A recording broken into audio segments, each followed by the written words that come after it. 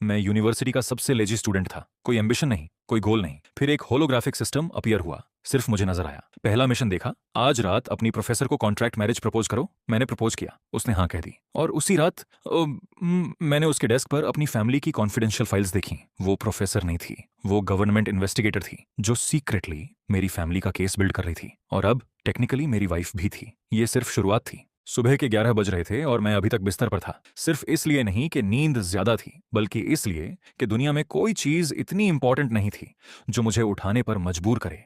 Ceiling fan धीरे धीरे घूम रहा था और मैं अपनी पुरानी फाइनेंशियल चार्ट्स वाली नोटबुक उलटा सीधा कर रहा था, बस वक्त गुजारने के लिए। ये आदत थी, कभी किसी को नहीं दिखाई, कोई वजह नहीं थी दिखाने की, बस मेरा अपना छोटा सा पागलपन था। जूनसियो ने दरवाजा धक्का मार के खोला। गेमिंग हेडसेट गले में लटका हुआ, ओवरसाइज्ड वार्सिटी जैकेट अभी भी पहनी हुई, जैसे रात भर वहीं सोया हो। दोयुन, भाई अटेंडेंस 0 हो रही है तेरी। उसने मेरे पैर खींचे। प्रोफेसर सीओ का लेक्चर मिस किया तूने फिर? प्रोफेसर सीओ का लेक्चर सुनने से ज्यादा जरूरी काम है। मैंने नोटबुक बंद की। सोना, तुझे पता है सब लोग उसे डरते हैं, आइस क्वीन बोलते हैं। तू उसकी क्लास ही नहीं अटेंड करता, फिर भी तू फेल नहीं होता, ये कैसे होता है भाई? लक, मैंने कहा आंखें बंद करते हुए। असल में लक नहीं था, मुझे नंबर समझ में आते थे, पैटर्न्स, ट्रेंड्स, वो छोटी छोटी चीजें जो सब लोग मिस कर देते थे। लेकिन यह बात किसी को बताने का कोई फायदा नहीं था। लेजी बंदा होने का एक फायदा यह होता है, लोग तुम्हें अंडर एस्टिमेट करते हैं और तुम चैन से रह सकते हो। हम कैफेटेरिया की तरफ निकले। वहां यूजिन पहले से खड़ी थी, वायलेट पोनीटेल हवा में, एथलेटिक क्रॉप टॉप और शॉर्ट सेट पहने, जैसे वो किसी कंपटीशन से सीधा आई हो। कैंग दो यून,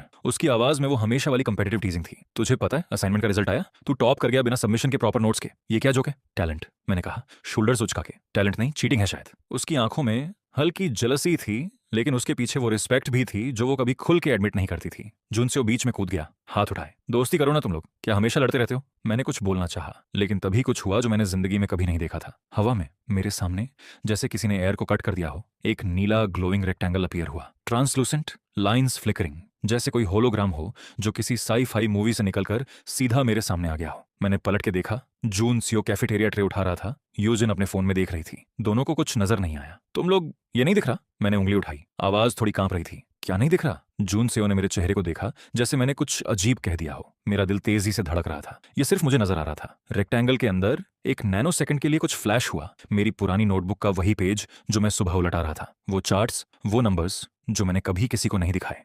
इतनी जल्दी फ्लैश हुई कि मैं यकीन नहीं कर सका मैंने सही देखा या नहीं। फिर वो इमेज गायब हो गई और सिर्फ टेक्स्ट रह गया। सिस्टम होस्ट आइडेंटिफाइड, कंग दो यून एनालिटिकल कोर डिटेक्टेड, इनिशियलाइजिंग। यह क्या बकवास है? मैंने बोला, लेकिन आवाज में वो कॉन्फिडेंस नहीं थी जो मैं दिखाना चाहता था। क्या बोला तू? यूजिन ने भौं उठाकर देखा। कुछ नहीं, मैंने सर झटका। शायद नींद की कमी थी, शायद रात भर चार्ट्स देख देख के दिमाग थक गया था। मैंने अपनी ट्रे उठा ली और सीधा अपने रूम की तरफ चल दिया, दोनों को पीछे छोड़ के। लेकिन रेक्टेंगल मेरे साथ चल रहा था। हर कदम, हर मुड़ वो वहीं था, मुझे फॉलो कर रहा था, जैसे वो किसी इनविजिबल थ्रेड से मेरे साथ बंधा हो। अपने कमरे में वापस आकर दरवाजा बंद करके मैं बिस्तर पर बैठ गया और सीधा उस ग्लोइंग स्क्रीन को देखा। तू क्या है? मैंने पूछा, हल्का सा पागल फील करते हुए कि मैं हवा से बात कर रहा हूं। System, system active, no origin data available, no manual provided, function, mission assignment. Mission? मैंने हंस दिया, लेकिन उस हंसी में घबराहट थी। ये कोई गेम नहीं है भाई, मैं सोच रहा हूं मैं पागल हो रहा हूं। System, statement rejected, host is not experiencing delusion, proceeding to mission 1। मुझे लगा शायद अगर मैं इग्नोर करूं तो यह खुद ही गायब हो जाएगा। मैंने अपनी ईयरबड्स निकाली, गाना लगा लिया और पीछे लेट गया। आंखें बंद कर ली, लेकिन वॉल्यूम खुद ही म्यूट हो गया। मैंने एक आंख खोली, स्क्रीन अब थोड़ा बड़ा हो गया था। टेक्स्ट बोल्ड हो रही थी, जैसे वो मुझे सीरियसली लेने पर मजबूर कर रही हो। System, mission 0 1, tonight propose a contract marriage to your professor, target Seo Yoon. हाँ, टाइम रिमेनिंग 11:47 मेरा दिमाग 1 सेकंड के लिए पूरी तरह ब्लैंक हो गया। फिर जैसे कोई स्विच फ्लिप हुआ, कंफ्यूजन, शॉक और हल्की सी हंसी सब एक साथ आ गए। नहीं, मैंने बोला, सीधा बैठ गया। नहीं भाई, ये इम्पॉसिबल है। प्रोफेसर सीओ, वो आइस क्वीन जो पूरी यूनिवर्सिटी से ज्यादा कोल्ड है, मैं उसे शादी का प्रपोजल दूं आज रात? System, mission parameters are fixed, non negotiable. ये कोई मजाक है? मैंने अपने सर को हाथ से पकड़ा। कोई भी नॉर्मल बंदा इस वक्त अपने दिमाग का चेक करवाता, लेकिन जब मैंने टाइमर को देखा, वो सेकंड्स कम हो रहे थे, जैसे ये बिल्कुल रियल हो। और किसी अजीब वजह से स्क्रीन के पीछे एक ठंडा मैकेनिकल सीरियसनेस थी जो किसी मजाक की तरह फील नहीं हो रही थी। मैंने खुद से पूछा, यह मुझे ही क्यों? यूनिवर्सिटी में हजारों स्टूडेंट्स हैं, मैं तो सबसे लेजी बंदा हूं जो क्लासेस बंक करता है, जो कभी किसी कंपटीशन में नाम नहीं देता। फिर ये सिस्टम, ये ग्लोइंग रेक्टेंगल मेरे सामने क्यों आया? और वो फ्लैश जो मैंने देखा था, मेरी अपनी नोटबुक का पेज, वो क्यों दिखाया गया? कोइंसिडेंस नहीं लग रहा था। लग रहा था जैसे किसी ने या किसी चीज ने मुझे पहले से देख रखा था, जैसे मैं रैंडम नहीं था। लेकिन अभी उस सवाल का जवाब देने का वक्त नहीं था। अभी सिर्फ एक ही चीज इंपॉर्टेंट थी, वो टाइमर जो गिरता जा रहा था और वो मिशन जिसने मेरी जिंदगी को एक रात में ही उलटा पुलटा करने वाला था। मैंने ग्लोइंग स्क्रीन को देखा, फिर अपनी खिड़की के बाहर धीरे धीरे ढलती शाम को। रात आने में अभी कुछ ही घंटे बाकी थे। मुझे नहीं मालूम ये क्या है, मैंने आहिस्ता से खुद से कहा, लेकिन अगर यह रियल है तो मेरा आज रात का प्लान पूरी तरह बदल गया है। स्क्रीन एक बार फिर फ्लिकर हुई, जैसे वो मेरा जवाब सुन रही हो। System acknowledged, mission clock active. मैंने अपनी हुडी उठा के पहनी। दिमाग में हजारों सवाल थे, लेकिन सबसे ज्यादा लाउड एक ही आवाज थी। ये रात नॉर्मल नहीं गुजरने वाली थी। मैंने अपनी हुडी पहन ली थी, लेकिन अभी तक घर से निकलने की हिम्मत नहीं हो रही थी। बिस्तर पर बैठ के मैंने एक बार फिर सोचा, ये सब कुछ इग्नोर कर दूं तो क्या होगा? शायद स्क्रीन खुद ही गायब हो जाए। शायद ये सिर्फ एक वक्ती ग्लिच था मेरे दिमाग का, नींद की कमी की वजह से। मैंने अपना फोन उठाया जैसे नॉर्मल रात हो और स्क्रॉल करना शुरू कर दिया। टाइमर अभी भी कॉर्नर में चल रहा था, लेकिन मैंने खुद को कन्विंस कर लिया कि मैं उसे इग्नोर कर सकता हूँ। 10 मिनट गुजरे, कुछ नहीं हुआ। देखा, मैंने खुद से बोला, हल्की सी जीत वाली मुस्कुराहट के साथ। बस दिमाग का खेल था। स्क्रीन अचानक फ्लिकर हुई और इस बार उसका ग्लो पहले से ज्यादा शार्प था, जैसे वह मेरी लापरवाही से इरिटेट हो गई हो। System mission ignored for 00:10:23। Non compliance detected, warning issued. Warning? मैंने भौं उठाकर देखा। क्या करेगा तू? मुझे डिटेंशन देगा? System refusal consequence preview loading. और फिर स्क्रीन के नीचे एक छोटा सा प्रीव्यू विंडो खुला, जैसे कोई वीडियो क्लिप हो जो अभी शूट नहीं हुई थी, लेकिन जिसका स्क्रिप्ट लिखा जा चुका था। उसमें लिखा था, public broadcast campus wide notification system. Subject, Kang Doyun's private search history last 90 days. मेरा खून एक सेकंड के लिए जम गया। नहीं नहीं नहीं नहीं, मैंने फोन गिरा दिया, सीधा खड़ा हो गया। तू ये नहीं कर सकता, ये ब्लैकमेल है। System correct terminology, motivation preview valid until mission acceptance. मैंने अपना सर पकड़ लिया, कमरे में चक्कर लगाने लगा। यह सिस्टम, यह चीज जो भी थी, उसने मुझे पूरी तरह कॉर्नर में धकेल दिया था। और सबसे बुरा, मुझे पता भी नहीं था ये असल में एग्जीक्यूट होगी या नहीं, लेकिन रिस्क लेने की हिम्मत भी नहीं थी। दरवाजा धक्का खुल गया बिना नॉक किए। जुनसियो हमेशा की तरह बिना परमिशन के अंदर आया, अब अपने कमरे वाले लूज टी शर्ट और शॉर्ट्स में, गेमिंग हेडसेट अभी भी गले में लटका हुआ, जैसे वह कभी उतारता ही नहीं। भाई तू चिल्ला क्यों रहा है? मैच हार गया क्या ऑनलाइन? मैंने उसे देखा और एक पल के लिए सोचा कि पूरी सच बता दूं या नहीं, लेकिन अकेले ये वेट उठाना मुश्किल हो रहा था। जुनसेओ, मैंने आहिस्ता से कहा, आवाज में अभी भी डिसबिलीफ था। मेरे साथ कुछ हो रहा है जो मैं एक्सप्लेन नहीं कर सकता। क्या हुआ? उसने अपना हेडसेट उतार दिया, थोड़ा सीरियस हो गया। एक सिस्टम, होलोग्राम जैसा कुछ, मुझे मिशंस दे रहा है, सिर्फ मुझे नजर आता है। 2 सेकंड की खामोशी, फिर जुनसियो पूरी तरह हंस दिया, पीछे जाकर बेड पर गिर गया। भाई, वह हंसते हंसते बोला, तूने क्या खाया चाहता है यार? रात भर फिर वो चार्ट्स वाली नोटबुक देख देख के दिमाग फ्राई हो गया तेरा। मैं सीरियस हूं, मैंने ऑलमोस्ट चिल्लाया। ठीक है, उसने हाथ उठाए, हंसी रोकते हुए। दिखा मुझे फिर, ये सिस्टम कहाँ है? तुझे नजर नहीं आएगा, मैंने बोला फ्रस्ट्रेशन के साथ। सिर्फ मुझे दिखता है। जुनसियो की हंसी थोड़ी कम हो गई, लेकिन अभी भी स्केप्टिकल था। अच्छा ठीक है, मान लिया कि तू पागल हो रहा है, लेकिन यह बताने के लिए चिल्ला क्यों रहा था? क्योंकि मैंने डीप ब्रेथ ली। इस सिस्टम ने मुझे एक मिशन दिया है। आज रात प्रोफेसर सेयो यून हा को कॉन्ट्रैक्ट मैरिज का प्रपोजल देना है। इस बार जुनसियो की हंसी पूरी तरह रुक गई। उसका चेहरा धीरे धीरे सीरियस हो गया, जैसे उसे यकीन आ रहा हो कि शायद मैं जेन्युइनली कुछ अजीब एक्सपीरियंस कर रहा हूं। प्रोफेसर सीओ, आइस क्वीन, तू उसे प्रपोज करेगा मैरिज का? हाँ, और अगर नहीं किया? मैंने उसे प्रीव्यू के बारे में बताया, वह एम्बैरेसिंग थ्रेट जो स्क्रीन ने दिखाई थी। जुनसियो का चेहरा पहले कंफ्यूज्ड हुआ, फिर उसकी आंखों में हल्का सा डर दिखने लगा। भाई दिखा मुझे यह प्रीव्यू वाली बात, मैं देखना चाहता हूं क्या होने वाला है। तुझे नजर नहीं आएगा, मैंने बोला ना, बस डिस्क्राइब कर दे फिर। मैंने उसे वर्ड बाय वर्ड बताया, कैसे पब्लिक नोटिफिकेशन सिस्टम के थ्रू पूरी यूनिवर्सिटी को मेरी प्राइवेट सर्च हिस्ट्री भेज दी जाएगी, कैसे हर क्लास, हर डिपार्टमेंट, हर स्टाफ मेंबर को नोटिफिकेशन मिलेगी। जुनसियो का चेहरा धीरे धीरे सफेद हो गया। भाई, उसने आहिस्ता से बोला, ये तो इंसान की जिंदगी बर्बाद करने वाली थ्रेट है। मुझे पता है, तुझे करना पड़ेगा फिर, मुझे पता है। मैंने ऑलमोस्ट चिल्ला दिया, फ्रस्ट्रेशन पूरी तरह फट गया। लेकिन जुनसियो, ये प्रोफेसर एसईओ है, वह लोग जो उसके पास से गुजरते हैं वही कांप जाते हैं। मैं उसे रात को जाकर बोलूं, एक्सक्यूज मी, कॉन्ट्रैक्ट मैरिज करेंगे? वह मुझे सीधा कैंपस सिक्योरिटी के हाथ दे देगी। जुनसियो खड़ा हुआ, मेरे शोल्डर पर हाथ रखा, जो उसके लिए सीरियस मोमेंट था, क्योंकि नॉर्मली वह ऐसे गंभीर नहीं होता।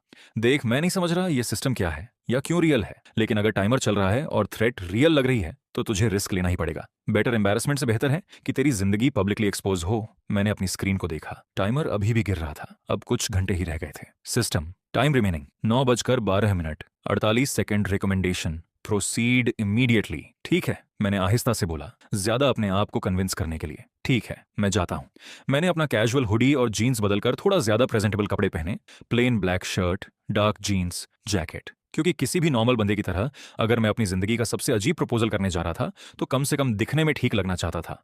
जून से वो दरवाजे तक मेरे पीछे आया, अभी भी थोड़ा कंफ्यूज्ड, थोड़ा वरीड। भाई, अगर वह पुलिस बुला ले तो मैं जेल से मैसेज करूंगा तुझे, मैंने बोला, हाफ जोकिंग। लेकिन मेरी आवाज में वह कॉन्फिडेंस नहीं था जो मैं दिखाना चाहता था। कैंपस रात के वक्त पूरी तरह अलग लगता था। दिन में जो जगह हंसी और शोर से भरी होती थी, रात को वह खाली, ठंडी और अजीब तरह से क्वाइट थी। सिर्फ स्ट्रीट लैंप्स की रोशनी वॉकवे पर पड़ रही थी और मेरे कदमों की आवाज ही सुनाई दे रही थी। हर कदम के साथ मेरा दिल तेजी से धड़क रहा था। मुझे पता नहीं था मैं क्या बोलूंगा, कैसे बोलूंगा, या वह कैसे रिएक्ट करेगी। सब कुछ सिर्फ एक ही चीज पर टिका था, एक ग्लोइंग स्क्रीन जो मेरा पीछा कर रही थी और एक टाइमर जो रुकने वाला नहीं था। फाइनेंस बिल्डिंग के कॉरिडोर में पहुंच के मुझे वह दरवाजा दिख गया, प्रोफेसर एसईओ यूनहा के ऑफिस का, जिसके नीचे से हल्की सी रोशनी निकल रही थी, जैसे वह अभी भी अंदर थी। इतनी रात को भी मैंने अपनी सांस रोकी, स्क्रीन को एक आखिरी बार देखा। System target located, proceed. मेरा हाथ दरवाजे के हैंडल पर था, लेकिन मैं वहीं खड़ा रह गया।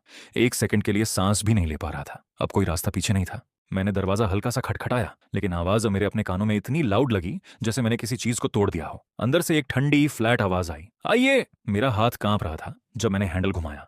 ऑफिस अंदर से वैसा ही था जैसा सब कहते हैं, परफेक्टली ऑर्गेनाइज्ड।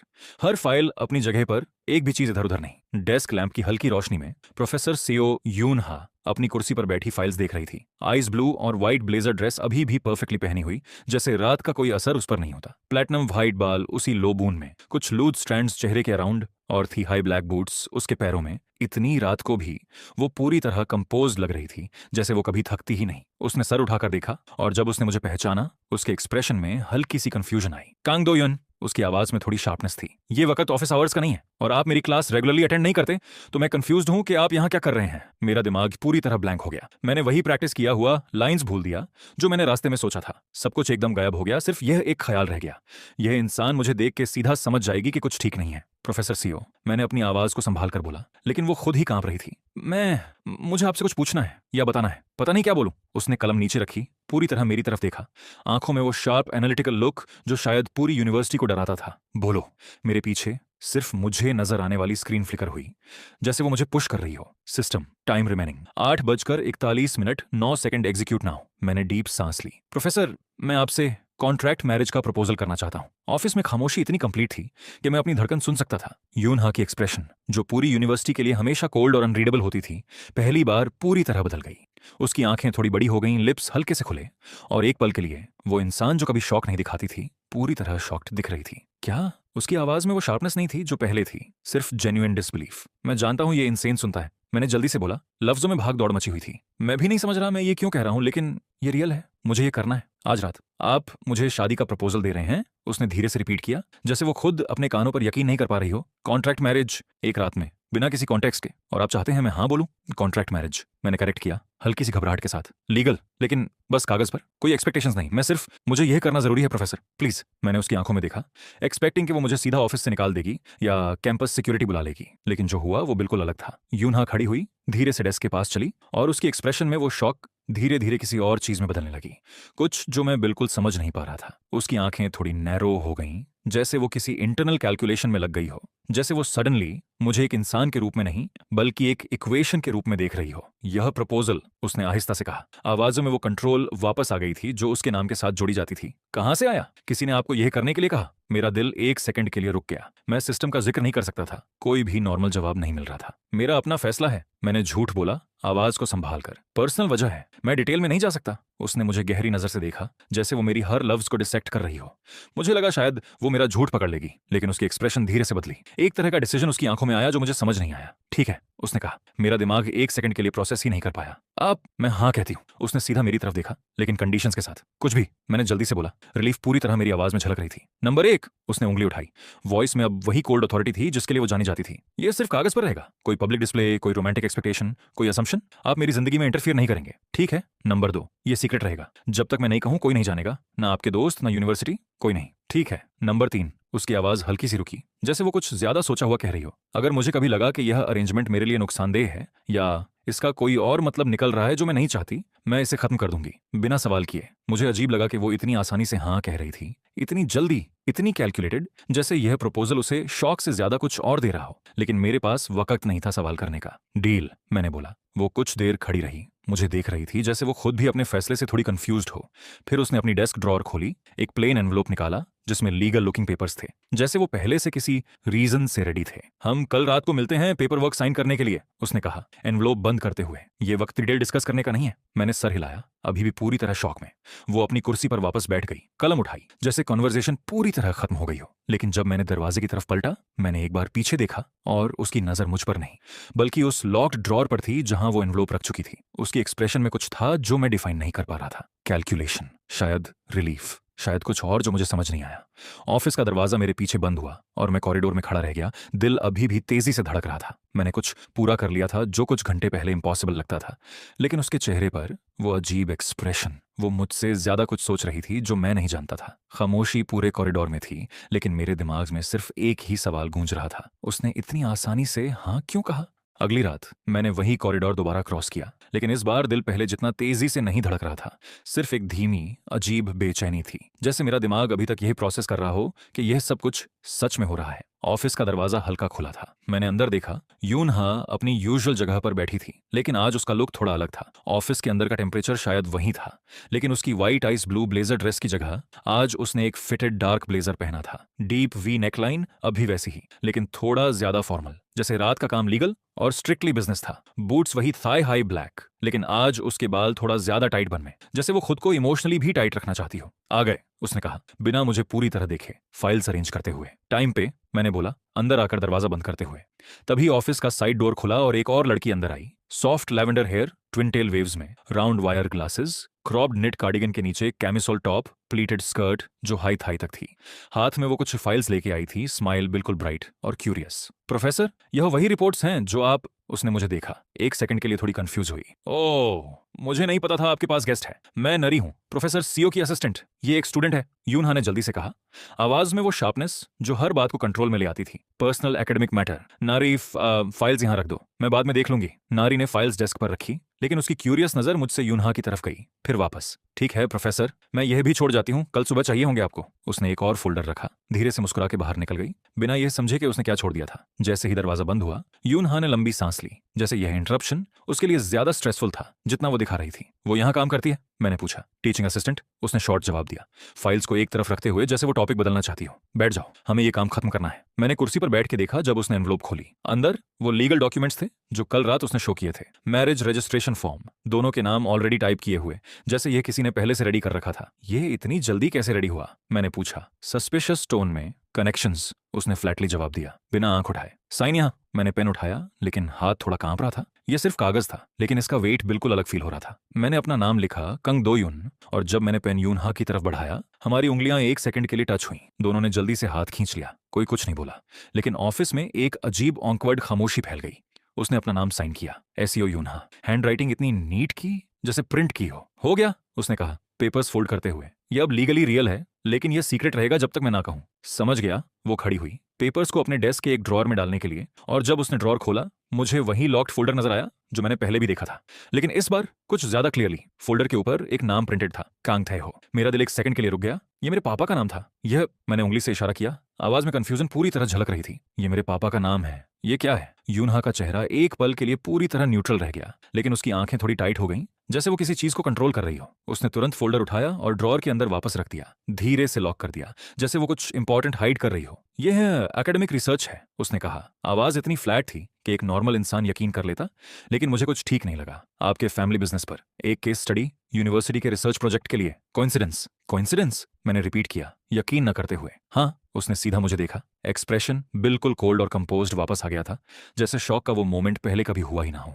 आपके पास और सवाल है? मेरा दिमाग हजारों डायरेक्शंस में भाग रहा था। मेरे पापा का नाम यहाँ लॉक्ड फोल्डर में, एक फाइनेंशियल क्राइम्स प्रोफेसर के डेस्क में। यह कोइंसिडेंस नहीं लग रहा था, लेकिन उसकी आवाज में वो फाइनलिटी थी जो मुझे रोक रही थी और पूछने से। नहीं, मैंने आहिस्ता से बोला, लेकिन मेरी इंटरनल वॉइस चिल्ला रही थी कि कुछ बहुत बड़ा गलत है। ठीक है, तो हम यहाँ खत्म करते हैं। घर जाओ डोयन, हमें कल से कोहेबिटेशन डिस्कस करना है। सिस्टम मैं मतलब सिचुएशन की डिमांड के मुताबिक।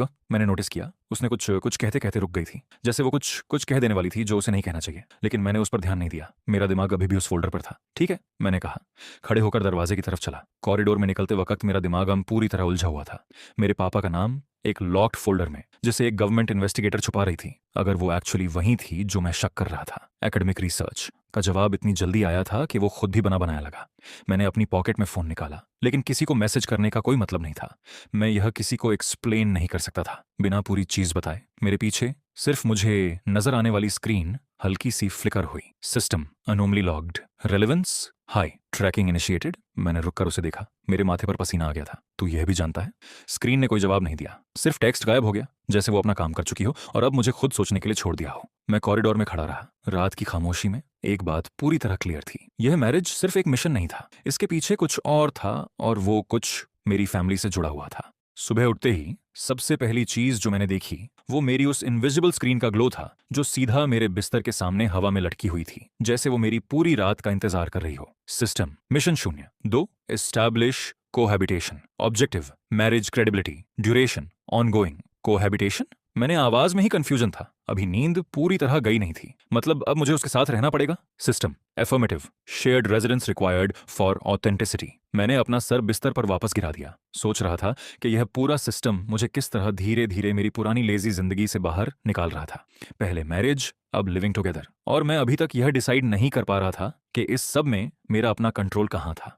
जुन सेओ अपने कमरे से आया, हाथ में सीरियल का बॉक्स। मुझे सीधा देखा जैसे उसे कुछ अंदाजा हो गया हो। तू कल रात इतनी देर से कहाँ था? उसने पूछा, माउथ भरा हुआ सीरियल से। मैंने सोचा कितना बताऊं, पूरी सच बताना रिस्की था, लेकिन जून सीओ को पूरी तरह अंधेरे में रखना भी मुश्किल हो रहा था, स्पेशली जब अब यूनहा मेरे घर आने वाली थी। यार, मैंने आहिस्ता से शुरू किया, एक सिचुएशन है, प्रोफेसर सीओ वो अब कुछ वक्त के लिए यहाँ रह सकती है, हमारे घर। जून सीओ का सीरियल वाला चम्मच हवा में रुक गया। क्या लॉन्ग स्टोरी है भाई? उसने बॉक्स नीचे रख दिया, पूरी तरह एक्साइटेड हो गया। तूने उसे प्रपोज किया, अब वो साथ रह रही है, ये तो ड्रामा सीरियल वाली कहानी बन गई। तुम दोनों? नहीं, मैंने जल्दी से कट किया, ये ऐसा नहीं है, ये सिर्फ अरेंजमेंट है, बिजनेस जैसा। मैरिज बिजनेस जैसा होता है? जून सीओ ने भौं उठाकर देखा, लेकिन उसकी एक्साइटमेंट कम नहीं हुई। ठीक है, मैं मान लेता हूं तू जो बोलेगा, लेकिन ये घर में प्रोफेसर का रहना, ये तो वियर्ड होगा ना? बहुत वियर्ड होगा। मैंने सच में मान लिया। शाम तक यूनहा अपने साथ एक छोटा सूटकेस लेके आ गई। व्हाइट ब्लेजर की जगह आज उसने एक सिंपल लेकिन एलिगेंट फिटेड शर्ट ड्रेस पहना था, जिसका हेमलाइन थाई के काफी ऊपर था, लेकिन उसका पूरा डिमेनर प्रोफेशनल और डिस्टेंट था, जैसे वो किसी बिजनेस ट्रिप पर आई हो, घर में रहने नहीं। घर के दरवाजे से अंदर आते ही उसकी नजर पूरे रूम पर गई। जून सेओ की गेमिंग कंसोल, बिखरे हुए स्नैक पैकेट्स, दीवार पर पोस्टर, और उसका एक्सप्रेशन ऐसा था जैसे वो किसी एलियन प्लेनेट पर उतर गई हो। ये उसने एक केयरफुल ब्रेथ ली। ये तुम लोग रहते हो यहाँ? घर है, मैंने डिफेंसिवली कहा। साफ भी है कंपैरेटिवली। जून सीओ बाहर से अंदर आया, हेडसेट गले में लटका हुआ, और जब उसने यूनहा को देखा, उसका पूरा मूड बदल गया। वो सीधा फॉर्मल हो गया, जैसे कोई वीआईपी घर में आया हो। प्रोफेसर सीओ, उसने ऑलमोस्ट सैल्यूट किया। वेलकम वेलकम, मैं जुनसेओ हूं, दोइन का रूममेट। यूनहा ने उसे देखा, हल्का सा नॉड किया। मुझे पता है आप यहाँ रह रही हैं। जुनसेओ की नजर मुझसे यूनहा की तरफ गई, जैसे वो कंफर्मेशन चाहता हो। टेम्पोरली, यूनहा ने फ्लैटली जवाब दिया, अपना सूटकेस नीचे रखते हुए। Strictly professional reasons. पहला घंटा पूरी तरह ऑकवर्ड गुजरा। यूनहा ने अपना सूटकेस गेस्ट रूम में रखा, जो असल में जुनसेओ का स्टोरेज रूम था, लेकिन हमने जल्दी से खाली कर दिया था। और फिर वो किचन में आई, जहां मैं और जुनसेओ डिनर के लिए इंस्टेंट नूडल्स बना रहे थे। ये आप लोग का रेगुलर डिनर है? उसने पूछा, आईब्राउ उठाते हुए, जब उसने पैकेट्स देखे। हेल्थी नहीं है, लेकिन टेस्टी है, मैंने कहा, शोल्डर्स उचका के। उसने कुछ नहीं कहा, लेकिन उसके एक्सप्रेशन में हल्का सा डिसअप्रूवल था, जो मुझे अजीब तरह से फनी लगा। ये इंसान जो पूरी यूनिवर्सिटी में लोगों से इतनी डराती थी, अब मेरे घर की किचन में खड़ी थी, इंस्टेंट नूडल्स को इतनी सीरियसनेस से देख रही थी जैसे वो कोई क्राइम सीन हो। आप खाएंगी? मैंने पूछा, हल्की सी मजाक के टोन में। मुझे भूख नहीं है, उसने जल्दी से कहा, लेकिन उसके स्टमक ने उस वक्त हल्की सी आवाज की जो पूरी किचन में सुनाई दी। जुनसेओ ने हंसी रोकने की कोशिश की, असफल रहा। यूनहा का चेहरा हल्का सा सुर्ख हो गया, लेकिन उसकी कंपोजर अभी भी वैसी ही थी। ठीक है, शायद थोड़ी भूख है। मैंने उसे एक बोल नूडल्स बना के दिया, और जब उसने पहला बाइट लिया, उसके एक्सप्रेशन में एक सेकंड के लिए जेन्युइन सरप्राइज आई, जैसे उसे यकीन नहीं हो रहा था कि यह इतना ठीक था। अच्छा है, उसने आहिस्ता से एडमिट किया, जैसे यह कह देना भी उसके लिए मुश्किल हो। देखा, मैंने मुस्कुरा के कहा, सब कुछ एकेडमिक नहीं होता प्रोफेसर। उसने मुझे एक शार्प लुक दिया, लेकिन कोई शार्प जवाब नहीं आया। सिर्फ एक छोटी, ऑलमोस्ट इनविजिबल मुस्कुराहट उसके लिप्स के कॉर्नर पर फ्लिकर हुई, जिसे उसने जल्दी से कंट्रोल में ले लिया। रात धीरे धीरे गुजरी, और घर में वो स्टिफनेस हल्की सी कम होती गई। जुनसेओ ने अपना गेमिंग कंसोल चालू किया। यूनहा लिविंग रूम के एक कॉर्नर में अपनी लैपटॉप खोल के काम करती रही, और मैं बीच में दोनों को देख देख के सोच रहा था कि यह कितना अजीब सिचुएशन था, लेकिन अजीब तरह से इतना भी बुरा नहीं था। रात के आखिरी हिस्से में, जब जुनसेओ सो गया था, मैंने देखा यूनहा अभी भी लिविंग रूम में बैठी लैपटॉप पर काम कर रही थी, लेकिन उसके हाथ ठंड से थोड़े कांप रहे थे। एसी ज्यादा तेज चल रहा था, और वो सिर्फ थिन शर्ट ड्रेस में थी। मैंने बिना कुछ बोले अपनी एक एक्स्ट्रा हुडी उठाई वही ओवरसाइज्ड ब्लैक हुडी जो मैं हमेशा पहनता था, और उसे उसके शोल्डर्स पर रख दिया। उसने सर उठाकर देखा, आंखों में जेन्युइन सरप्राइज थी। ये क्या, ठंड लग रही थी? मैंने सिंपल जवाब दिया, अपनी जगह पर वापस बैठ गया जैसे ये कोई बड़ी चीज ना हो। वो कुछ देर खामोश रही, हुडी को अपने हाथों से थोड़ा टाइट पकड़ लिया, जैसे वो डिसाइड नहीं कर पा रही हो इस जेस्चर को कैसे रिएक्ट करे। आप लोग, उसने आहिस्ता से शुरू किया। आवाज में वो हमेशा वाली शार्पनेस नहीं थी। इतने केयरलेस लगते हैं, लेकिन कुछ छोटी बातें आप नोटिस कर लेते हैं। बस इंसान हूं, मैंने शोल्डर उचका के कहा। उसकी नजर मुझ पर थोड़ी देर तक रुकी रही, जैसे वो किसी चीज को रिकंसिडर कर रही हो, किसी पहले से बनी हुई ओपिनियन को। फिर उसने अपनी लैपटॉप की तरफ वापस देखा, लेकिन उसके लिप्स पर वो छोटी सी मुस्कुराहट अब थोड़ी ज्यादा देर तक रही। थैंक यू, उसने इतना आहिस्ता कहा कि मैं ऑलमोस्ट मिस कर गया। घर में सिर्फ लैपटॉप की हल्की ग्लो थी, और खामोशी जो पहले ऑकवर्ड लगती थी अब थोड़ी डिफरेंट फील हो रही थी, जैसे कुछ बहुत छोटा लेकिन असली दोनों के बीच शिफ्ट हो गया हो। 2 दिन बाद यूनहा यूनिवर्सिटी के काम से बाहर गई थी, कुछ ऑफिशियल मीटिंग के सिलसिले में, और घर में सिर्फ मैं और जून सेओ थे, वापस नॉर्मल रूटीन में, गेमिंग कंसोल की आवाजें और बिखरे स्नैक पैकेट्स के साथ। मैंने अपना लैपटॉप खोलकर टेबल पर कुछ पेपर्स ऑर्गेनाइज कर रहे थे। वही मैरिज सर्टिफिकेट जो यूनहा ने मुझे एक कॉपी दी थी, सेफ रखना कहकर, जब दरवाजे की बेल बजी। जून सियो ने देखा, बिना उठा, तू देख ले, मैं इस राउंड के बीच में हूं। मैंने दरवाजा खोला और वहां crimson red wavy hair, side braid के साथ खड़ी थी ली हाउन, मेरा चाइल्डहुड फ्रेंड, जिसने मुझे देखकर इतनी ब्राइट स्माइल दी जैसे सब कुछ नॉर्मल हो। डोन आ, उसने ऑलमोस्ट गले लग लिया। उसका रिब्ड क्रॉप्ड हुडी और प्लीटेड मिनी स्कर्ट हमेशा की तरह क्यूट लेकिन स्लाइटली अनसेटलिंग कॉम्बिनेशन था। उसकी हेट्रोक्रोमिया आंखें, एक रेड एक पिंक, हमेशा थोड़ी ज्यादा इंटेंस लगती थी जब वो मुस्कुराती थी। तू यहाँ क्या कर रही है? मैंने पूछा, थोड़ा सरप्राइज्ड। तुम्हें मिस कर रही थी, उसने अनाउंस किया। बिना इनवाइट का वेट किए अंदर आ गई, जैसे ये उसका अपना घर हो। तुम इतने दिन से रिप्लाई नहीं कर रहे मेरे मैसेजेस का। मैं सोच रही थी शायद तुम भूल गए मुझे। बिजी था, मैंने कहा, उसके पीछे दरवाजा बंद करते हुए। मेरा दिमाग ऑलरेडी कैलकुलेट कर रहा था कि कहीं मैरिज सर्टिफिकेट टेबल पर तो नहीं पड़ा, और तभी मैंने देखा पेपर्स वहीं थे जहां मैंने छोड़े थे, खुली एनवलप के साथ। हायुन सीधा काउच की तरफ गई, अपना बैग रखा, और तभी उसकी नजर टेबल पर पड़ी फाइल्स पर गई। ये क्या है? उसने क्यूरियसली पूछा। पेपर उठाने लगी। वेट, मैंने जल्दी से आगे बढ़ा, लेकिन लेट हो गया। हायुन ने सर्टिफिकेट को पूरी तरह खोल लिया। उसकी आंखें डॉक्यूमेंट पर स्कैन करने लगीं। मैरिज रजिस्ट्रेशन सर्टिफिकेट, कैंग दो युन, एसईओ युनहा। और उसके चेहरे पर जो एक्सप्रेशन आया वो कुछ भी नहीं था जिसके लिए मैं रेडी था। पहले 1 सेकंड की कंप्लीट ब्लैंकनेस, फिर उसके होठों पर जो स्वीट स्माइल थी वो स्लोली स्लोली फेड होने लगी, जैसे कोई मास्क उतर रहा हो। उसकी आंखें, वो रेड और पिंक वाली जो हमेशा थोड़ा ज्यादा ब्राइट लगती थी, अब किसी और चीज से चमक रही थी। ये, उसकी आवाज इतनी फ्लैट थी कि मैं पहचान नहीं पाया। ये शादी का सर्टिफिकेट है? हाँ यून, मैं, तुमने शादी की? उसने सीधा मेरी तरफ देखा। आवाज में वो स्वीटनेस गायब हो गई थी, सिर्फ एक शार्प डेंजरस कामनेस थी। बिना मुझे बताए? ये कॉम्प्लिकेटेड है, मैंने कहा हैंड्स रेज करते हुए। तू जो सोच रही है वो नहीं है। सीओ युनहा, उसने नाम पढ़ा, जैसे वो किसी स्पेल की तरह उसकी जुबान पर था। ये तुम्हारी प्रोफेसर है? मेरा दिल धीरे धीरे डूब रहा था। हाँ, लेकिन तुम अपनी प्रोफेसर से शादी कर लिए? उसकी आवाज में कुछ था जो मैंने पहले कभी नहीं सुना था, स्वीट और इंटेंस एक साथ, जैसे वो खुद को कंट्रोल करने की कोशिश कर रही हो, लेकिन उसके अंदर कुछ टूट रहा हो। जून सेओ ने अपना हेडसेट उतारा, रूम में आया। टेंशन देखकर उसका चेहरा सीरियस हो गया। हाँ हाँ, देख, ये तुम जानते थे? उसने जून सेओ की तरफ देखा, वॉइस में अक्यूजिंग टोन। जून सेओ ने कुछ नहीं बोला, सिर्फ गिल्टी एक्सप्रेशन दिया। हाउन ने सर्टिफिकेट को धीरे से टेबल पर वापस रखा, लेकिन उसके हाथ एक हल्की सी शेक के साथ कांप रहे थे। ठीक है, उसने कहा आहिस्ता से, जैसे वो खुद को कन्विंस कर रही हो। ठीक है, मैं समझती हूँ, ये शायद कोई अरेंजमेंट होगा, कोई रीजन होगा। हाँ इन, प्लीज मुझे एक्सप्लेन करने दो। मुझे एक्सप्लेनेशन नहीं चाहिए, उसने कट किया। उसकी मुस्कुराहट वापस आई, लेकिन अब वो पुरानी स्वीट वाली नहीं थी। अब उसमें वो अनसेटलिंग शार्पनेस थी जो लोग उससे डरने के लिए याद रखते थे। मुझे सिर्फ थोड़ा टाइम चाहिए प्रोसेस करने के लिए। उसने अपना बैग उठाया, सीधा दरवाजे की तरफ चली, लेकिन जाते जाते उसका लास्ट सेंटेंस मेरे दिमाग में कोल्ड आइस की तरह उतर गया। एसईओ युनहा, उसने आहिस्ता से रिपीट किया, जैसे वो नाम याद रख रही हो। मुझे लगता है मुझे इस इंसान के बारे में थोड़ा ज्यादा जानना चाहिए। दरवाजा बंद होने के बाद जुन सेओ ने लंबी सांस ली। भाई, ये ठीक नहीं लगा। मुझे पता है, मैंने बोला, दिमाग पूरी तरह उलझा हुआ, लेकिन मुझे नहीं पता था। घर से बाहर निकलते हुए हाँ, उनके चेहरे पर जो एक्सप्रेशन थी वो सिर्फ जेलसी नहीं थी, वो डिसीजन थी। अपने अपार्टमेंट में वापस पहुंच के हाउन ने अपना लैपटॉप खोला, एक नया फोल्डर बनाया, नाम दिया सीओ युनहा रिसर्च। उसकी उंगलियां कीबोर्ड पर चलने लगीं, लेकिन यह कोई नॉर्मल सोशल मीडिया स्टॉकिंग नहीं थी। यह वो तरीका था जो उसने अपने पापा से सीखा था जब वो छोटी थी और उनके बिजनेस के फाइनेंशियल रिकॉर्ड्स देख देख कर बोर हो जाती थी, लेकिन अनकॉन्शियसली सीख गई थी कि डॉक्यूमेंट्स के पीछे क्या ढूंढना होता है। Bank trails, property records, public employment history, cross references. उसने यूनिवर्सिटी के फैकल्टी डेटाबेस में सर्च किया, कुछ बेसिक इन्फॉर्मेशन मिल गई, लेकिन जब उसने डीपर डाइडेज करना शुरू किया, कुछ रिकॉर्ड स्ट्रेंज तरीके से इनकम्प्लीट थे।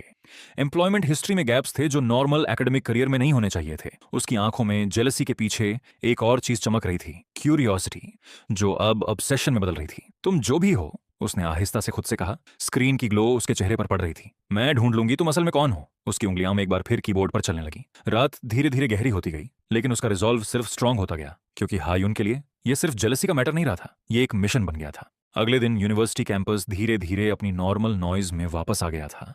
स्टूडेंट्स इधर उधर भाग रहे थे, कोई असाइनमेंट सबमिट कर रहा था, कोई लास्ट मिनट नोट्स ले रहा था। मैं जून सियो के साथ कैफेटेरिया की तरफ चल रहा था। दिमाग अभी भी हाउन वाली बात पर था, जब अचानक एक लाउड कॉन्फिडेंट आवाज ने पूरा कॉरिडोर कैप्चर कर लिया। कांग डोयुन। मैंने पलट के देखा। एक लड़की खड़ी थी जिसे मैंने पहले कभी नहीं देखा था, लेकिन उसका इंटायर प्रेजेंस ऐसा था जैसे वो किसी मैगजीन कवर से सीधा निकल कर आई हो। ऐश ब्लॉन्ड हेयर, हाई पोनीटेल में, साइड स्वेप्ट बैंग्स के साथ, एम्बर आंखें जो सीधा कॉन्फिडेंस से चमक रही थीं। उसका outfit fitted cropped blazer top, tube top के ऊपर, लग्जरी मिनी स्कर्ट जिसका हेमलाइन थाई के काफी ऊपर था, गोल्ड लोगो बेल्ट, एंकल स्ट्रैप हील्स। हर चीज इतनी एक्सपेंसिव लग रही थी कि मैं एक सेकंड के लिए सिर्फ स्टेरिंग रह गया। कौन हो तुम? मैंने पूछा, थोड़ा गार्डेड। यूनजिया, उसने कहा, जैसे यह नाम खुद ही एक एक्सप्लेनेशन था। तुम्हें पहचानना चाहिए अगर तुम थोड़ा ज्यादा वर्ल्ड से कनेक्टेड होते। सॉरी, मैं वर्ल्ड से ज्यादा बिस्तर से कनेक्टेड हूं, मैंने फ्लैटली जवाब दिया। उसके लिप्स पर हल्का सा स्मर्क आया, जैसे उसे मेरा जवाब अनएक्सपेक्टेड लेकिन एंटरटेनिंग लगा। फनी, लेकिन मुझे पता है तुम फनी नहीं हो, इसलिए यहां फेमस हो। तुम स्टॉक सिमुलेशन क्लब में सबको शॉक कर दिए कोई प्रॉपर प्रिपरेशन के बिना। मेरा दिल एक सेकंड के लिए टाइट हो गया। ये एग्जैक्टली वो स्किल थी जो सिस्टम ने मुझे दी थी। लक थी, मैंने कहा, अपनी वॉइस को कैजुअल रखते हुए। लक नहीं होती इतनी कंसिस्टेंट, उसने सीधा कहा। उसकी आंखें मुझे एनालाइज कर रही थीं, जैसे वो किसी बिजनेस डील का असेसमेंट कर रही हो। मैं यहाँ एक ऑफर के साथ आई हूँ। मेरा फैमिली एक कॉर्पोरेट कंपटीशन ऑर्गेनाइज कर रहा है। Financial strategy, market analysis, real stakes, तुम्हारे जैसे टैलेंट के लिए परफेक्ट प्लेटफॉर्म। मुझे इंटरेस्ट नहीं है, मैंने सीधा कहा। आगे बढ़ने की कोशिश की। उसने मेरा रास्ता ब्लॉक कर दिया, एक हाथ उठाते हुए। तुम्हें पता भी नहीं तुम्हें क्या ऑफर हो रहा है। मुझे पता है मुझे इन्वॉल्व नहीं होना, मैंने बोला थोड़ी इरिटेशन के साथ। मैं लेजी बंदा हूँ, कॉम्पिटिशन्स मेरा टाइप नहीं। लेजी, उसने हंस दिया, लेकिन उसकी हंसी में वो जेन्युइन अम्यूजमेंट नहीं थी, बल्कि स्केप्टिसिज्म था। तुम लेजी नहीं हो कांग दो-यून, तुम कुछ छुपा रहे हो और मैं ये फिगर आउट करने वाली हूँ क्या? मेरा पेट टाइट हो गया। ये लड़की जो कुछ मिनट पहले मिली थी ऑलरेडी मुझसे ज्यादा परसेप्टिव लग रही थी जितना मैं एक्सपेक्ट कर रहा था।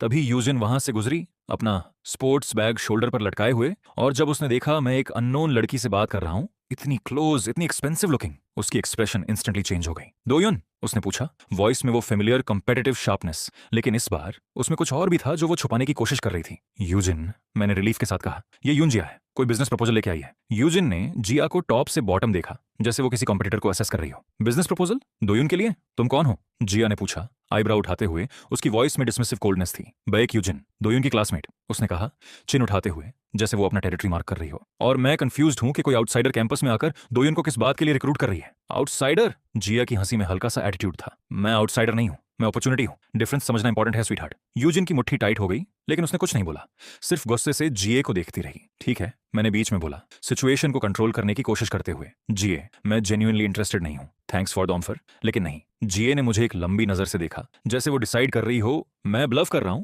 या जेन्युइनली रिफ्यूज कर रहा हूं। ठीक है, उसने फाइनली कहा, लेकिन उसकी टोन में वो बिल्कुल डिफीटेड नहीं लग रही थी। लेकिन मैं वापस आऊंगी, तुम्हारे जैसा टैलेंट वेस्ट नहीं होने दूंगी। वो पलट के जाने लगी, फोन निकालते हुए, जैसे वो किसी इंपॉर्टेंट कॉल अटेंड करने वाली हो। मैंने और यूजिन दोनों ने देखा जब उसने कॉल आंसर की। आवाज थोड़ी डिस्टेंट लेकिन सुनाई दे रही थी। हाँ, मैं जानती हूँ सेटलमेंट कंप्लीट नहीं हुआ, उसने फोन में कहा। वॉइस में अचानक वो कॉन्फिडेंस गायब हो गई, एक बिटरनेस ने जगह ले ली। मुझे बार बार याद दिलाने की जरूरत नहीं है, जब तक वो लोग ऑफिशियली एडमिट नहीं करते कि उन्होंने हमें नुकसान पहुंचाया, यह इश्यू खत्म नहीं होता, चाहे डॉक्यूमेंट्स कुछ भी कहें। मेरा दिमाग इंस्टेंटली अलर्ट हो गया। ये टोन इतना पर्सनल, इतना रॉ, बिल्कुल मैच नहीं करता था उस कॉन्फिडेंट डिसमिसिव लड़की से जो कुछ सेकंड पहले मुझसे बात कर रही थी। जीए ने फोन की तरफ देखा, जैसे उसे याद आया हम अभी भी वहां खड़े हैं, और जल्दी से कॉल एंड कर दिया। एक्सप्रेशन सीधा अपनी यूजुअल कोल्डनेस में वापस आ गया। क्या देख रहे हो? उसने शार्पली पूछा, जैसे वो अपना गार्ड वापस उठा रही हो। कुछ नहीं, मैंने कहा, लेकिन मेरा दिमाग ऑलरेडी उस सेंटेंस को प्रोसेस कर रहा था। सेटलमेंट दैट नेवर हैपेंड, ये किस बात का था? क्या इसका कनेक्शन किसी बड़ी चीज से था? तो फिर मुंह बंद रखो, उसने कहा, लेकिन उसकी आवाज में वो शार्पनेस पहले से थोड़ी वीक थी, जैसे वो खुद भी रियलाइज कर गई हो कि उसने कुछ रिवील कर दिया है जो नहीं करना चाहिए था। वो तेजी से वॉक अवे हो गई। हील्स की क्लिक क्लिक आवाज कॉरिडोर में एको करती रही जब तक वो कॉर्नर मोड़ के गायब नहीं हो गई। यूजिन ने मेरी तरफ देखा, कंफ्यूजन और क्यूरियोसिटी दोनों उसके चेहरे पर। यह क्या था? पता नहीं, मैंने आहिस्ता से बोला, लेकिन उसका सच नहीं था।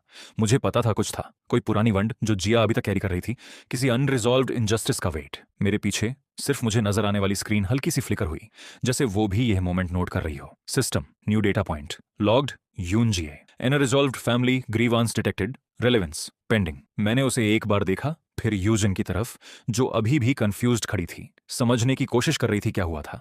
मैंने कुछ नहीं बोला, लेकिन मेरे दिमाग में एक बात क्लियर हो रही थी, ये यूनिवर्सिटी, ये लोग, सब कुछ जो पहले सिंपल लगता था अब धीरे धीरे एक बहुत बड़ा कॉम्प्लिकेटेड जाल बन रहा था। और मैं, चाहे मैंने कभी चाहा हो या नहीं, अब उसका सेंटर था। रात को अपने कमरे में वापस आकर मैं बिस्तर पर लेट गया, लेकिन दिमाग पूरी तरह रिलैक्स नहीं हो रहा था। जीए वाला इंसिडेंट, वो सेटलमेंट दैट नेवर हैपेंड वाली बात, और उस लॉक्ड फोल्डर में मेरे पापा का नाम, सब कुछ एक दूसरे से कनेक्टेड लग रहा था, लेकिन मैं यह समझ नहीं पा रहा था कैसे। मैंने अपनी लैपटॉप खोली, बिना किसी स्पेसिफिक रीजन के, सिर्फ टाइम पास करने के लिए स्टॉक सिमुलेशन क्लब का प्रैक्टिस पोर्टल खोल लिया। ये एक हार्मलेस हैबिट थी। कभी कभी रात को नंबर्स देखकर मेरा दिमाग शांत हो जाता था, जैसे वो मेरी नेचुरल लैंग्वेज हो।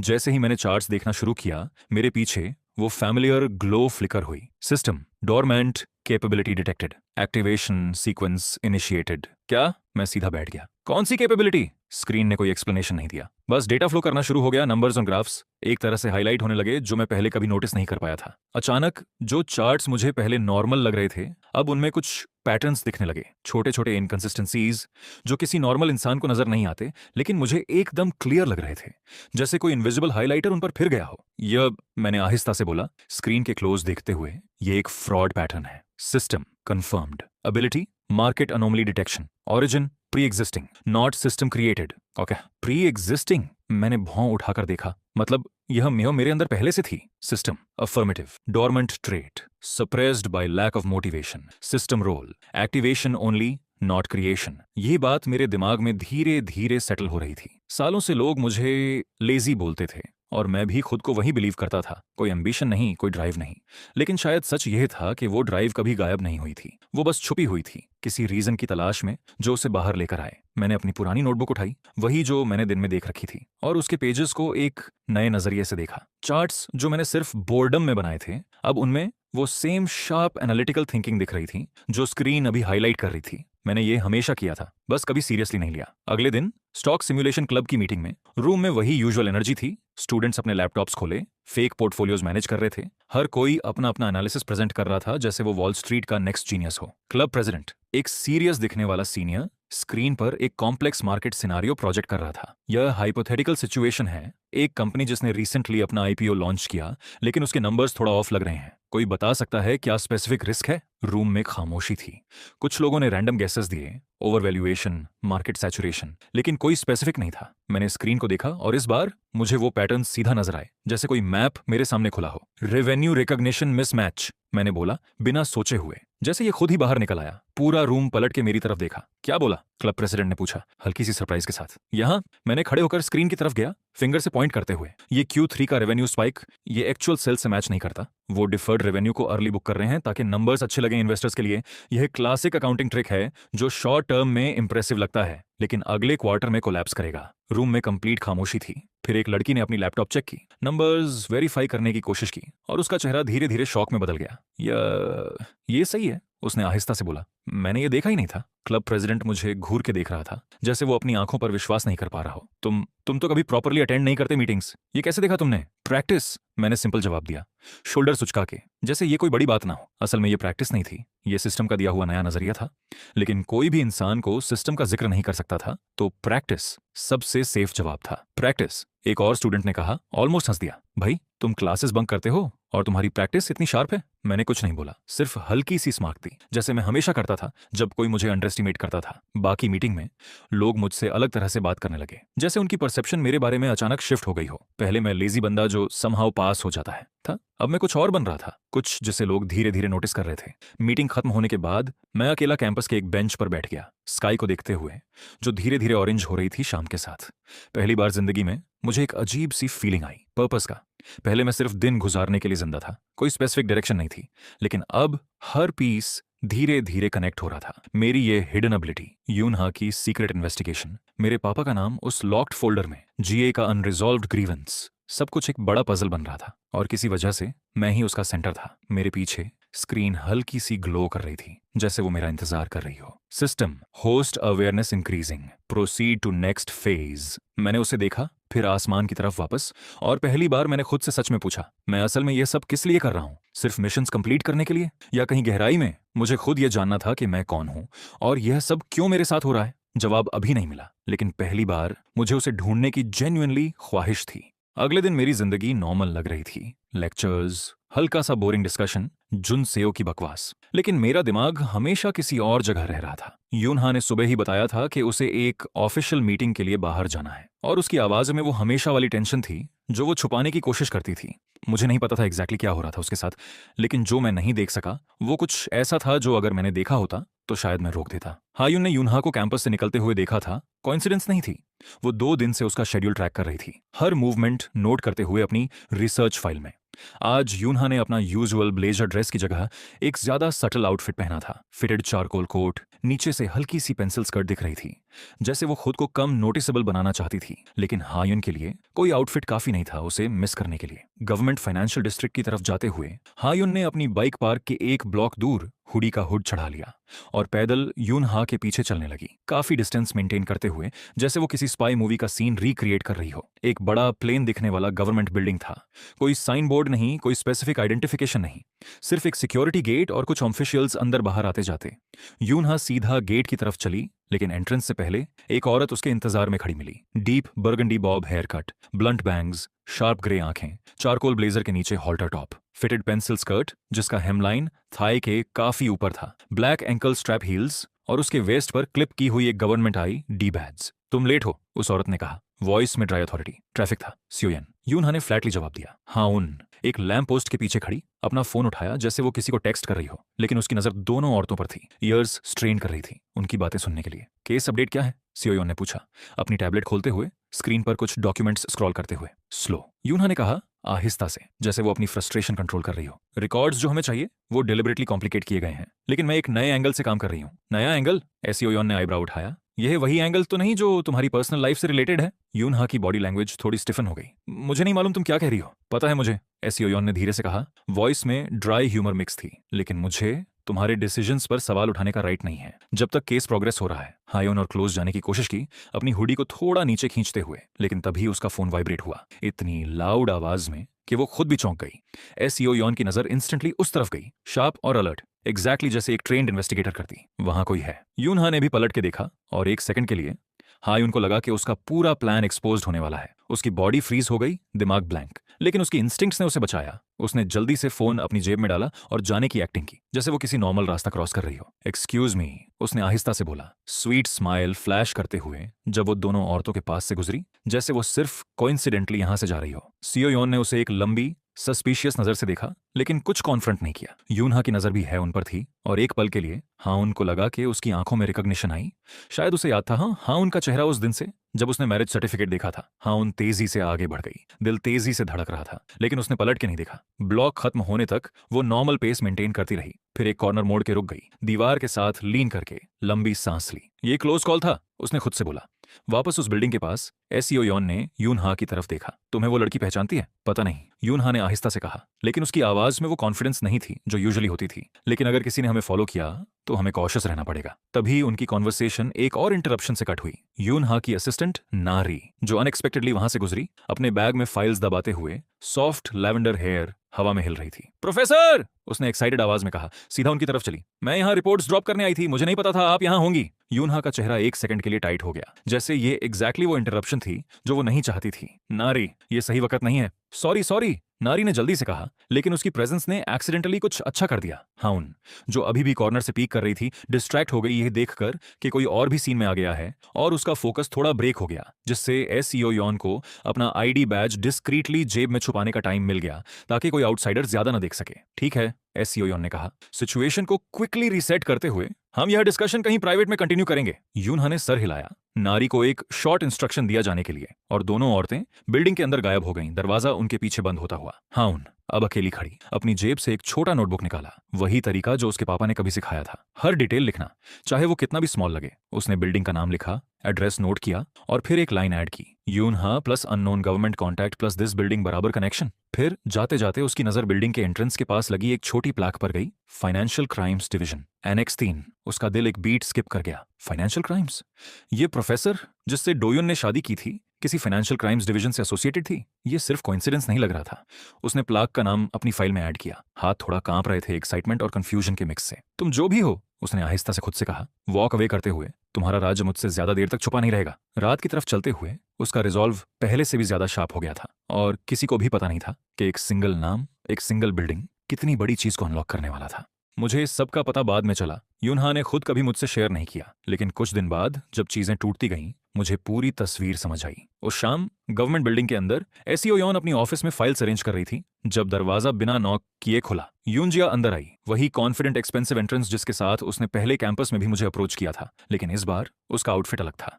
यूनिवर्सिटी के कैजुअल लग्जरी स्ट्रीट वेयर की जगह अब उसने एक sharp professional fitted blazer dress पहना था, डार्क नेवी कलर में, हेमलाइन थाई के ऊपर, एंकल स्ट्रैप हील्स के साथ, जैसे वो किसी कॉर्पोरेट मीटिंग से सीधा आई हो या फील्ड असाइनमेंट से। तुम्हें पता है क्या हुआ? जिया ने सीधा पूछा। आवाज में वो सुंदरे वाली शार्पनेस गायब थी, सिर्फ रॉ फ्रस्ट्रेशन थी। एसीओ यॉन ने सर उठाकर देखा, आईब्रो उठाते हुए। नॉक करना सीख लो जिया, मुझे नॉकिंग की फुर्सत नहीं है, जिया ने कहा। टेबल के पास आकर यूनहा ने क्या किया है? मुझे अभी पता चला उसने उस स्टूडेंट से शादी कर ली है, कांग दो यून, जिसका फैमिली तुम लोग इन्वेस्टिगेट कर रहे हो। एसीओ यॉन की एक्सप्रेशन थोड़ी सीरियस हो गई, जैसे वो एक्सपेक्ट कर रही थी ये कॉन्वर्जेशन आज या कल होगी। तुम्हें ये कहां से पता चला? मुझे अपने सोर्सेज हैं, जिया ने फ्लैटली कहा। फील्ड लिएजॉन हूं मैं, एसीओ यॉन, मुझे पता होना चाहिए जब इन्वेस्टिगेशन का सब्जेक्ट लिटरली टीम के पास मैरी कर ले। तभी यूनहा ऑफिस में दाखिल हुई, अभी भी अपना चारकोल कोट पहने हुए, जैसे वो सीधा कहीं से आई हो। जब उसने जीए को देखा, उसकी बॉडी लैंग्वेज इंस्टेंटली स्टिफ हो गई। जीए, उसने कहा, वॉइस कंट्रोल किए हुए, तुम पागल हो गई हो। जीए सीधा उसकी तरफ गई, गुस्सा पूरी तरह उसके चेहरे पर था। तुमने लिटरली अपनी इन्वेस्टिगेशन के सब्जेक्ट से शादी कर ली, ये कितना अनप्रोफेशनल है, समझती हो तुम? मुझे पता है ये रिस्क है, यूनहा ने कामली जवाब दिया, लेकिन उसकी वॉइस में वो डिफेंसिव शार्पनेस थी जो वो यूज करती थी जब वो खुद पर डाउट करती थी। लेकिन ये मौका था उसकी फैमिली के करीब जाने का, एविडेंस कलेक्ट करने का, जो हम बाहर से कभी नहीं पाते। मौका? जीए ने हंसी उड़ाई, लेकिन उस हंसी में कोई ह्यूमर नहीं था। या तुम खुद कंफ्यूज हो गई हो अपने फीलिंग्स के बारे में? यूनहा का चेहरा एक सेकंड के लिए पेल पड़ गया। ये फीलिंग्स का मैटर नहीं है तो क्या है फिर? जिया आगे बढ़ी, आवाज उठी हुई। तुम जानती हो अगर ये बात बाहर निकली, अगर किसी को पता चला कि इन्वेस्टिगेटर ने अपने सब्जेक्ट से शादी कर ली, पूरा केस कोलैप्स हो जाएगा, सारा एविडेंस क्वेश्चनेबल बन जाएगा, हम सालों का काम वेस्ट करेंगे। मुझे पता है, यूनहा ने कहा, वॉइस में पहली बार जेन्युइन स्ट्रेन। मुझे हर सेकंड पता है जिए, लेकिन मैंने ये कैलकुलेटेड रिस्क लिया क्योंकि उसका फैमिली केस हमें कहीं नहीं ले जा रहा था।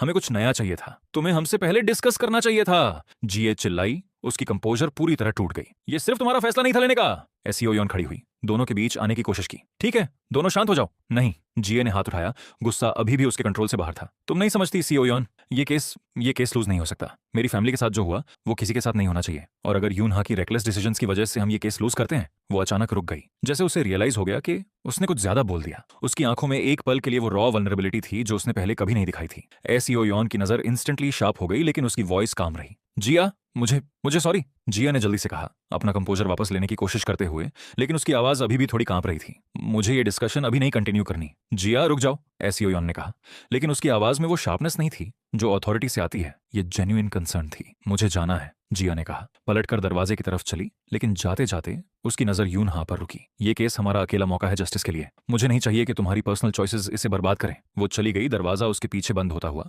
और ऑफिस में एक हैवी खामोशी रह गई। यूनहा कुछ देर खड़ी रही, अपनी ओन थॉट्स में खोई हुई, फिर सीओ योन की तरफ देखा। उसकी फैमिली के साथ क्या हुआ था? सीओ योन ने लंबी सांस ली, फाइल्स की तरफ वापस देखते हुए, जैसे वो टॉपिक अवॉइड करना चाहती हो। ये उसकी स्टोरी है बताने के लिए, मेरी नहीं। लेकिन तुम्हें पता है? यूनहा ने पूछा, इंसिस्टिंग। मुझे पता है इतना कि ये केस सिर्फ प्रोफेशनल नहीं है उसके लिए, सीओ योन ने कहा। वॉइस में वो ड्राइनेस गायब हो गई थी। उसके लिए ये पर्सनल है, बहुत ज्यादा पर्सनल, और शायद इसीलिए वो इतना गुस्सा हो गई तुम्हारी मैरिज पर। यूनहा खिड़की की तरफ चली, रात की रोशनियों को देखते हुए उसके दिमाग में एक नया वेट आ गया था। पहले ये केस सिर्फ एविडेंस, फाइल्स और प्रोटोकॉल्स का मैटर था। अब उसे पता चल रहा था कि इसके आसपास कितने लोग अपनी खुद की इनविजिबल वांट्स कैरी कर रहे थे। जिए, शायद वो खुद भी, और कहीं दूर डोयन का फैमिली, जो बिना जाने इस पूरे वेब का सेंटर बन गया था। हमें जीतना ही पड़ेगा ये केस, यूनहा ने आहिस्ता से कहा, अपने आप से ज्यादा, क्योंकि अब बहुत ज्यादा लोग इसके साथ जुड़े हैं। एसीओ योन ने कुछ नहीं कहा, सिर्फ सर हिलाया, और ऑफिस में खामोशी वापस छा गई। लेकिन अब वो खामोशी में वो रिजॉल्व थी जो पहले नहीं था।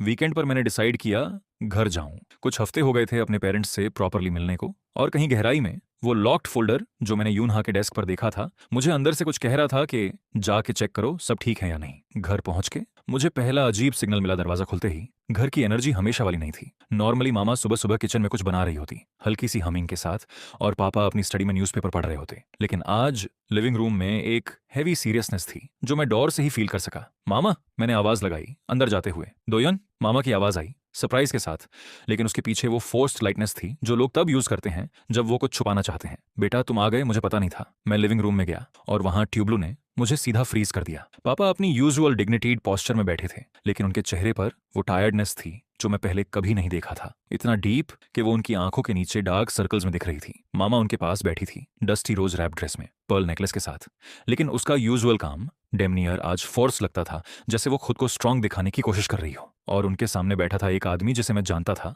शिन तय-जुन, हमारे family lawyer, navy 3 piece suit में, रेक्टेंगुलर ग्लासेस के पीछे से फाइल्स देख रहे थे। एक लेदर ब्रीफकेस उनके पास टेबल पर खुला था, डॉक्यूमेंट्स के पाइल के साथ। ये क्या हो रहा है, मैंने पूछा रूम में आगे बढ़ते हुए।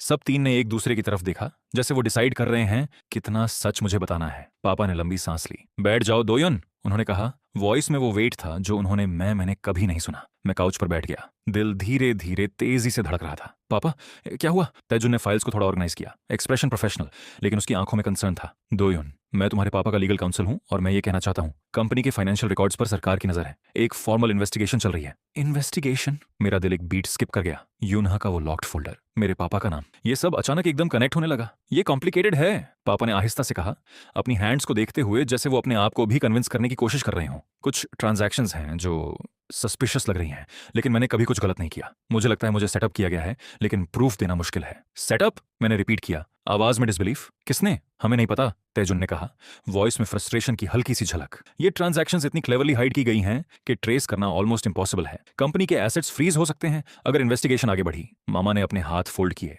उनकी यूजुअल काम एक्सप्रेशन के पीछे वो फियर था जो वो छुपाने की कोशिश कर रही थी। हम ये सब तुमसे शेयर नहीं करना चाहते थे बेटा, तुम अपनी स्टडीज में फोकस करो, हम ये हैंडल कर लेंगे। मुझे सुन्न सा हुआ। मैं इतने सालों से इतना डिस्कनेक्टेड था अपने फैमिली बिजनेस से, इतना लेजी, इतना अनइंटरेस्टेड कि मेरे पेरेंट्स को लगता था मुझे प्रोटेक्ट करना पड़ेगा इस सब से, जैसे मैं इतना फ्रैजाइल हूं कि मैं ये वेट शेयर नहीं कर सकता। क्यों नहीं बताया मुझे पहले? मैंने पूछा, वॉइस में गिल्ट और फ्रस्ट्रेशन दोनों। क्योंकि तुमने कभी इंटरेस्ट नहीं लिया, पापा ने कहा, लेकिन उसकी वॉइस में कोई ब्लेम नहीं था, सिर्फ टायर्डनेस। और हम नहीं चाहते थे तुम्हें इस स्ट्रेस में डालें। वो सेंटेंस मेरे सीने में एक पंच की तरह लगा।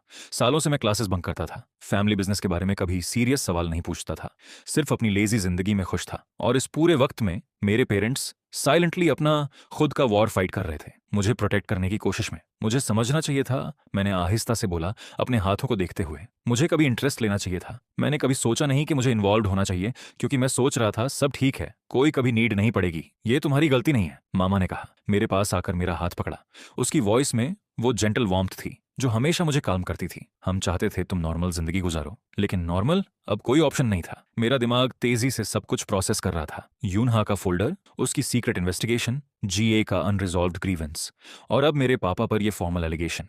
सब कुछ एक बड़ा कॉम्प्लिकेटेड स्ट्रक्चर बन रहा था, और मैं जो कुछ हफ्ते पहले सिर्फ अपनी लेजी जिंदगी में खुश था, अब उसका सेंटर था। तैजुन, मैंने पूछा, वॉइस में नया डिटर्मिनेशन। एग्जैक्टली क्या ट्रांजैक्शंस हैं जिन पर सवाल उठे हैं? तैजुन ने मुझे सरप्राइज देखा, जैसे वो एक्सपेक्ट नहीं कर रहे थे मैं इतना सीरियस सवाल पूछूंगा। तुम्हें ये डिटेल की क्या जरूरत है? मुझे समझना है, मैंने कहा, आवाज फर्म रखते हुए। मैं नंबर समझता हूं, शायद मैं कुछ देख सकूं जो लोग मिस कर रहे हैं। पापा और मामा ने एक दूसरे की तरफ देखा, सरप्राइज के साथ, जैसे ये पहली बार था जब मैंने अपने आप को इस तरह प्रेजेंट किया था। तुम नंबर समझते हो? पापा ने पूछा, हल्की सी कंफ्यूजन के साथ। हाँ, मैंने कहा, और इस बार मैं झूठ नहीं बोल रहा था। मुझे दिखाओ क्या डॉक्यूमेंट्स हैं। तैजुन ने कुछ फाइल्स मेरी तरफ पुश की, हल्की हेजिटेशन के साथ। मैंने उन्हें उठाया, पेज पलटने लगी, और जैसे ही नंबर्स मेरे सामने आए, मुझे वही फेमिलियर फीलिंग हुई जो स्टॉक सिमुलेशन क्लब में हुई थी। पैटर्न्स धीरे धीरे मुझे नजर आने लगे, छोटे छोटे इनकंसिस्टेंसीज जो किसी नॉर्मल इंसान को मिस हो जाते, लेकिन मुझे क्लियरली दिख रहे थे। ये, मैंने आहिस्ता से बोला, एक स्पेसिफिक ट्रांजैक्शन पर फिंगर रखते हुए, ये डेट रॉन्ग लग रही है। ये एंट्री किसी और ट्रांजैक्शन के साथ ओवरलैप करती है। तैजुन ने वही पेज लेके देखा, आईब्राउज उठाकर। ये मैंने नोटिस नहीं किया था।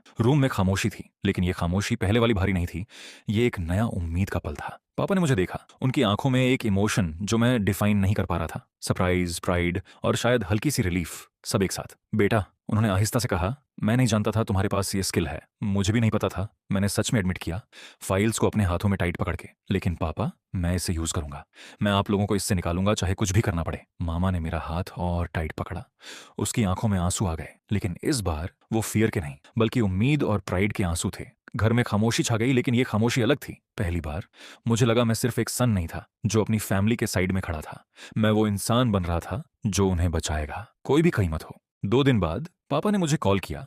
वॉइस में वो टेंशन थी जो मैंने पहले वीकेंड पर देखी थी, लेकिन इस बार ज्यादा शार्प। दोयुन, तुम्हें आज बोर्ड मीटिंग अटेंड करनी है, मुझे लगता है कुछ बड़ा होने वाला है। मैंने अपना कैजुअल हुडी उतारा, एक फॉर्मल ब्लैक शर्ट और जैकेट पहनी और सीधा कंपनी हेडक्वार्टर्स की तरफ निकल गया। दिमाग में हजारों सवाल, लेकिन पहली बार मुझे नर्वसनेस से ज्यादा डिटर्मिनेशन फील हो रही थी। बोर्ड रूम में पहुंच के मुझे वही हैवी एनर्जी मिली जो घर में थी। पापा अपनी यूजुअल सीट पर बैठे थे, लेकिन आज उनका चेहरा ज्यादा पेल था। उनके अराउंड बोर्ड मेंबर्स बैठे थे, फाइल्स खोलकर, हर कोई टेंशन में। और रूम के दूसरे एंड पर एक आदमी खड़ा था जिसे मैं पहचानता नहीं था, लेकिन उसका पूरा प्रेजेंस डेंजर का सिग्नल दे रहा था।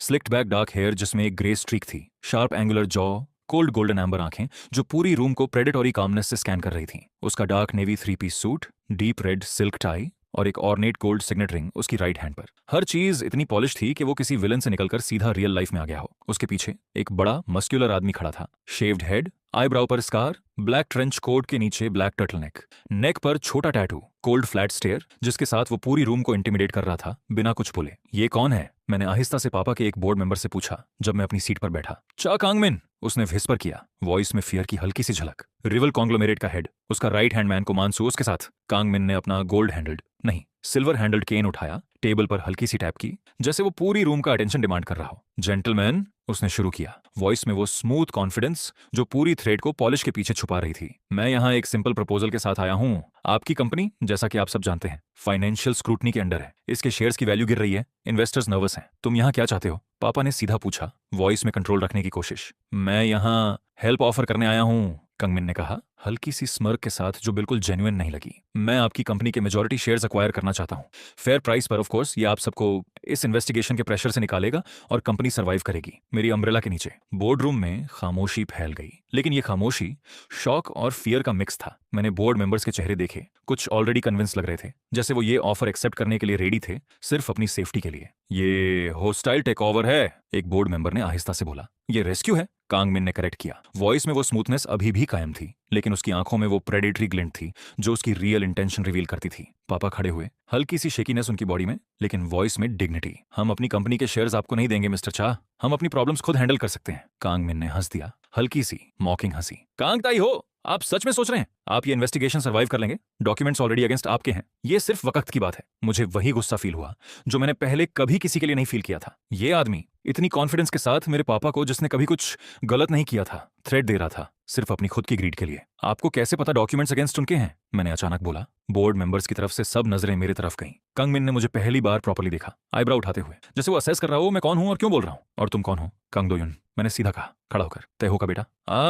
कंगमिन ने आहिस्ता से कहा, हल्की सी अम्यूजमेंट के साथ, यूनिवर्सिटी वाला लेजी बेटा। मुझे सुना था तुम बिजनेस में इंटरेस्ट नहीं रखते। मुझे अब इंटरेस्ट है, मैंने फ्लैटली कहा, वॉइस में वो कॉन्फिडेंस जो मुझे खुद सरप्राइज कर गई। कंगमिन ने थोड़ा सा हेड टिल्ट किया, जैसे वो कुछ इंटरेस्टिंग नोट कर रहा हो, लेकिन उसके एक्सप्रेशन में कोई वरी नहीं थी। ठीक है बेटा, तुम जो भी करो, ये डिसीजन तुम्हारे पापा का है, तुम्हारा नहीं। और मैं सजेस्ट करूंगा कि आप लोग फास्ट डिसाइड करें। इन्वेस्टिगेशन की टाइमलाइन टाइटली रनिंग है। उसने अपना केन वापस उठाया, हल्की सी बो की, जैसे वो पूरी रूम का रिस्पेक्ट डिमांड कर रहा हो जो उसे मिला ही नहीं था, और मैनसू के साथ दरवाजे की तरफ चल दिया। दरवाजे पर वो एक पल के लिए रुका, पलट के देखा। एक बात, उसने कहा, वॉइस में वो स्मूथनेस वापस। मैं ऑफर्स इतनी बार नहीं करता, आप लोग सोच लो अच्छे से। वो चला गया, मैनसू उसके पीछे शैडो की तरह, और दरवाजा बंद होने के बाद बोर्ड रूम में वो हैवी साइलेंस रह गई जो किसी स्टॉर्म के बाद होती है। पापा अपनी सीट पर वापस बैठ गए, उनका चेहरा पूरी तरह पेल हो गया था। ये इतनी जल्दी एस्केलेट हो गया। बोर्ड मेंबर्स एक दूसरे से विस्पर करने लगे, कुछ पैनिक में, कुछ ऑलरेडी डिस्कस करते हुए कि शायद ऑफर एक्सेप्ट करना बेटर ऑप्शन है। मैंने पापा की तरफ देखा